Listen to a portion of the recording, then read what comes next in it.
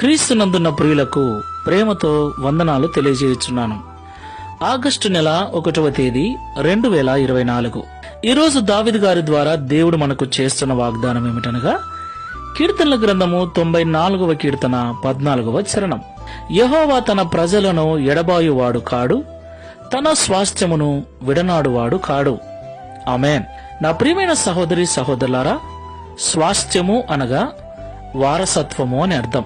ఈ లోకాన్నంతటినీ దేవుడే తయారు చేసినప్పటికీ దేవుని పోలికలో, దేవుని స్వరూపమందు, దేవుని స్వహస్తాలతో చేయబడిన మనమంటేనే దేవునికి చాలా ఇష్టం. అయితే ఈ లోకంలో జీవిస్తున్న మనము ఆయా సందర్భాలలో మనకు వచ్చిన కష్టాన్ని బట్టి, శ్రమను బట్టి, నిందలను బట్టి, అవమానాలను బట్టి, జరుగుతున్న విపరీతమైన సంఘటనలను బట్టి దేవుడు నన్ను విడిచిపెట్టాడేమోనని పొరపాటుగా అనుకుంటూ ఉంటాం. ప్రియులారా, దేవుడు వాగ్దానం చేస్తే ఖచ్చితంగా ఆ వాగ్దానాన్ని నెరవేర్చుకుంటాడు. ఆయన తన స్వాస్థ్యమును ఎన్నటికీ ఎడబాయువాడు కాడు, తన ప్రజలను ఎన్నటికీ కూడా విడిచిపెట్టేవాడు కాదు. లోకమంతా మనల్ని విడిచిపెడుతుంది. రక్త సంబంధికులు, బంధువులు ఒకానొక సందర్భంలో అందరూ విడిచిపోతారు. కానీ దేవుడు మాత్రం ఎన్నటికీ విడిచిపెట్టాడు. నీతోనే, నాతోనే ఉంటాడు. ఆ విషయాన్ని మనం గ్రహించి ఇతరులతో మనం ఎలాగైతే మాట్లాడుకుంటూ ఉంటామో, ప్రతిరోజు దేవునితో కూడా మాట్లాడుకొనొచ్చు. మన సాధక బాధకాలు ఆయనకు చెప్పుకుంటూ ఉంటే ఆయన ఓపికతో విని మనకు విడుదలనిస్తాడు. ప్రార్థన చేసుకుందాం. ప్రేమ స్వరూపమైన తండ్రి, పరిశుద్ధుడైన ప్రభువా, మీకు స్తోత్రాలు.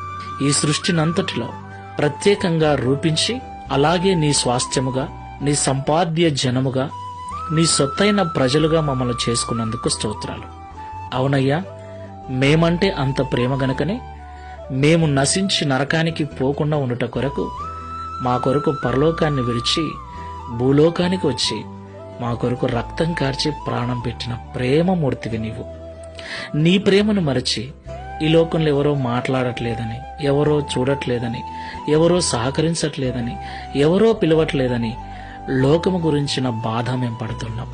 అయితే మేము చూసినా చూడకపోయినా, పిలిచినా పిలవకపోయినా, మేము మాట్లాడినా మాట్లాడకపోయినా నిత్యము మాతోనే ఉంటూ, ఎప్పుడు మేము నీతో మాట్లాడతామా, ఎప్పుడు నిన్ను పిలుస్తామా, ఎప్పుడు నీ సహాయం కొరకు అర్థిస్తామా అని నిత్యము మాతోనే ఉంటున్న దేవుడు నువ్వు ఉన్నావని గ్రహించలేకపోతున్నాం. ఈరోజు మాతో మాట్లాడినందుకు స్తోత్రం.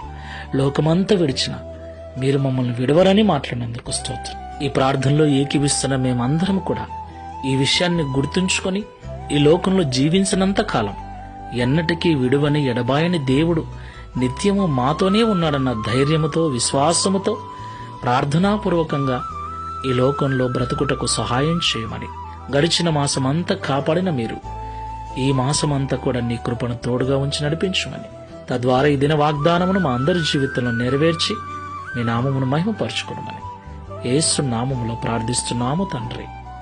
ఆమేన్. Praise the Lord. God bless you.